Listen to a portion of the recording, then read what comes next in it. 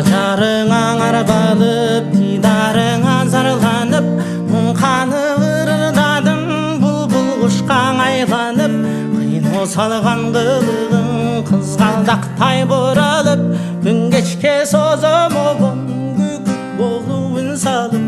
үн салып үн салып үн салып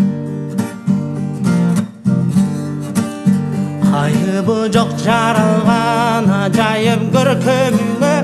ашығыр арнаймын асыл кечим өзіңе өшпес болып жанасың өртсемал жүрегімде